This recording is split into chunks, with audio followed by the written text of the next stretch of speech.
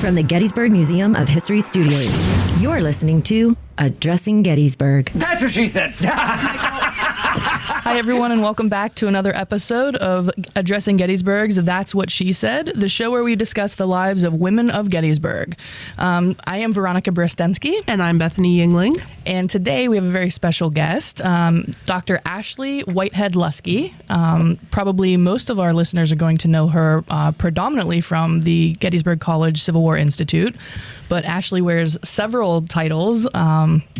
Author, correct? Mm-hmm. Previous park ranger, obviously doctor. We talked about that earlier. Yeah. I just like saying doctor. Ashley. A little bit of a sinister or something to that, and I don't know why, but yeah. Yeah. No, I love the fact that you are a female doctor of history and you're younger. You totally throw all of the stereotypes of history nerdiness out of the window, and that's why I love you. Oh, well, I'm glad to hear that. Continue, Veronica. Sorry. I don't want to steal your thunder at all. This was Ashley's thunder. Fair enough. Ashley, what else can you tell us about yourself? Like Bethany said, you are extremely young to have your doctorate and everything. And I think your bio said something to the effect of prior to even starting your education career, you spent approximately 9-10 years in the Park Service as well. So you must have started 12 years old or something like that, which is pretty impressive. When she learned to walk on the battlefield. Yeah. When I was little, I wished that I could start at 12 years old. I'll tell you that, because I grew up in a historic house just outside Boston, Massachusetts. It was built in the 1770s. So I was literally, toddling around surrounded by history. So it started from a young age. But yeah, I always wanted to work for the Park Service. Instead of going to Disney World, my parents took us to national parks, which, you guys are nodding. I know you know the family. feeling. We were right there with you, too. Yeah, we've talked about that before. Yeah. Exactly. I've yet to step foot in a Disneyland of any kind, like a Disney park, and I'm 41 years old now, so whatever. But thanks, Mom and Dad. So that's where it all started. So I went to college for history, specifically for the public history focus. I went to William & Mary, which is, of course, right across from Colonial Williamsburg, total hands-on history effect. Mm-hmm. And while I was there, I started a seasonal position working at Historic Jamestown. So that was my first kind of official foray into the Park Service. And then when I graduated and went on to grad school, it's when I started doing seasonal work with Richmond National Battlefield Park, just outside Richmond, Virginia, and then eventually became permanent there and worked through their 150th, that crazy whirlwind of 4 years that we all know and love so well. And then from there, hopped over to West Virginia for a year. That's where my husband teaches. And then we came down here to Gettysburg and got the job at CWI. Wow, that's neat. How long have you been with CWI then? So it's coming up on 6 years this summer. Oh, wow. Which is hard to believe. It's been that long. That's awesome, though. That is really neat. And it has this caliber. As somebody who has done events for, other organizations, the CWI has it's like the place to be. Yeah. It's the place you want to be. Particularly prestigious. Yeah. I am not, so obviously I... Well, that's very kind, but it's a place that strives to... We obviously do a lot of work with the students at the college. I work with them doing independent and small group research projects, interpretive workshops out in the battlefield, that kind of thing. But we also do this big conference every June, June 9th to 14th this year, which is for the general public. So we try to be accessible. We try to recruit people who range from maybe they've heard the name Gettysburg before and are interested in learning more, to people who have been reading seriously on the Civil War for years and years, and they want to come and hear lectures and go on battlefield tours. So it really is a place that strives to blend the academic with the public history and appeal to the general public in a way that is a little different than most places of higher learning. Sure. And it really attracts a lot of big name stars in our field, right? In our industry, definitely. Right? Sure. That sounds like the nerdiest thing you're probably going to hear in the show today. But really, they're like the stars of the history world. Their names, everybody, if you've studied this at all, their names people know. Sure. And sure. I'm always very jealous. You guys always have a standing invitation to attend the lectures. So. I know. It's always on the same day as something work, like, I'm sure. Yeah. Yeah. I'm just going to have to quit my job for a week, go to the CWI, come back to work, beg for forgiveness. We'll see what happens. That's right. Real quick, Doctor, you have another project with the students called Killed at Gettysburg. Is that still ongoing? Or? It is. Yeah. This was something that actually started the spring before I came to Gettysburg College. It started with Dr. Peter Carmichael in a Civil War class that he was teaching at the time. And then I kind of took it over when I came to CWI, and the student fellows who I work with have been the ones who've been spearheading that since. And it's a project that it strives to take the story of Gettysburg and push it down to a very individual level. It looks at the various soldiers, a cross-section of the soldiers. Of course, we haven't done all 7,000 that were killed at Gettysburg. But it strives to look at their experiences, their backgrounds, where they came from, why they enlisted, their motivations, the community fabric that they grew up with, their experiences during the war, and then particularly at Gettysburg. There's an ArcGIS component, so you can actually follow, technically, their footsteps on the battlefield into battle where they died. Or where they were mortally wounded in some cases. And then it also looks at the memory of their death, the impact of the death on the family, on the community, looks at monumentation, how, veterans and survivors kind of dealt with collective loss. So it really strives to make a very human interest story, a very humane story out of what could just be, thrown into a pile. 7,000 people killed, 50,000 total casualties. We want to bring out, who exactly were those people? What brought them here? Why were they here? And what happened? What were the ripple effects of their deaths? Well, that's a pretty impressive project. I can't imagine being a student and having the opportunity to do that. Yeah. It's impressive. By the end of the semester, I feel like the length of the profiles has grown every semester. I always tell them we're not have to write like theses here, but they become passion projects, and they track down primary sources from the National Archives, from Gettysburg National Military Park. Some of them are calling up local historical societies or getting in contact with descendants of some of the people that they're researching, and they fall in love with these stories, and they really do become kind of tomes by the end of it. But it really changes how you view the battlefield. Sure.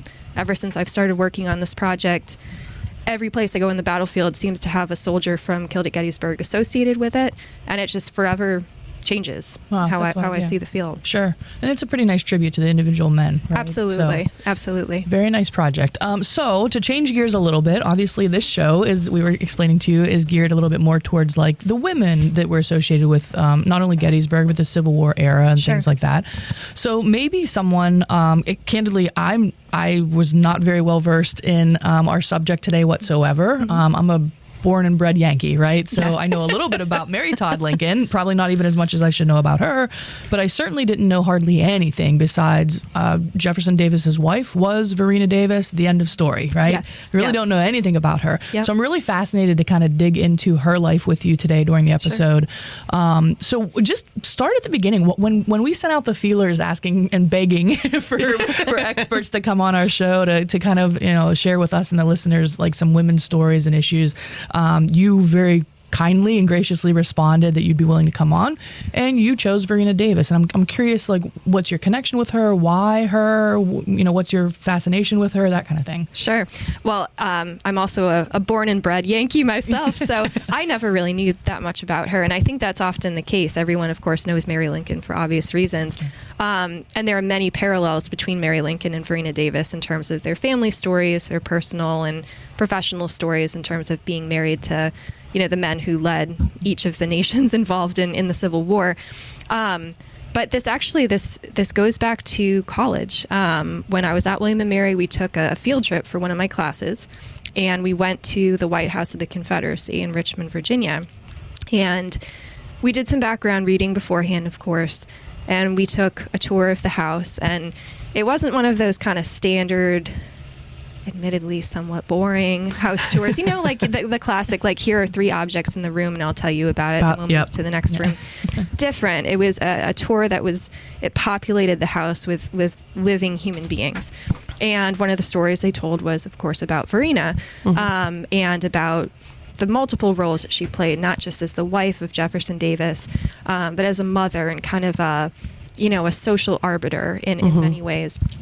And she just stuck out to me from then on out as someone who was immensely complex for her time. She wasn't kind of the epitome of the kind of passive Southern belle that we think of, the plantation mistress who wears the big hoop skirt, doesn't say a heck of a lot in public, very submissive kind of woman. She's kind of the opposite of all of that. And because of my fascination with all of those complexities and the ways that she never really fit in, I wanted to learn more. And so that became the subject of my undergraduate thesis. And then it became actually kind of integrated with my dissertation project, which is currently undergoing many revisions to put into book form. But she's kind of the kingpin around which the other characters circulate. It's so interesting to hear you say that she was not the standard Southern belle, because I, coming into this, assumed that she probably was, and that's why we don't hear about her as much, as she was very, in the background. My husband's career is first, that kind of thing. So to hear you say that, I'm excited. Yeah. Because I think there's going to be some drama. Yes, absolutely. Okay, this is great. Yeah. Absolutely. So if you don't mind, dive on in. Tell us a little bit. Who was Varina Davis? How did she become Varina Davis that we know? What was her background? That kind of stuff. Sure. So Varina was born she was in Louisiana. Her parents were visiting family at the time when she was born, but she's from Natchez, Mississippi, is where they were living at the time. And in the ways that she's not exactly the classic Southern belle, it's the fact that she grows up in a family that has split family ties. Her grandfather had fought in the Revolutionary War and was then governor of New Jersey. She herself is partially educated at a female boarding school in Philadelphia when she's younger. And then the other half of her family is related to soldiers who fought in the War of 1812, big plantation owner kind of family. But by the time Varina gets to marrying age, her family doesn't have a ton of money. They're not poor, but they don't have a ton of money, and there's not a high dowry that her father can pay. And so her marriage prospects aren't really that great.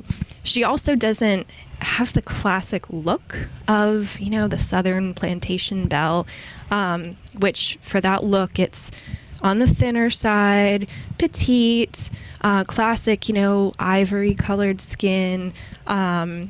Again, the demeanor of being passive, never talking about politics. That was not Varina at all. She was tall. Some people even referred to her as masculinely tall. And when I went in and did my research looking at her wedding dress size was the same exact size as mine. And we were the same height. So I thought, I wonder if I'd be considered masculinely tall. And in fact, fat is what a lot of people called her. Even though I don't think she was fat, but she wasn't that tiny figure. Yeah. Her skin was not that pale ivory color. It was an olive color. And in fact, during the war, when she was in Richmond, there were some other elite women who referred to her as quote unquote a squaw and suspected that she could be mulatto because her skin was not super white.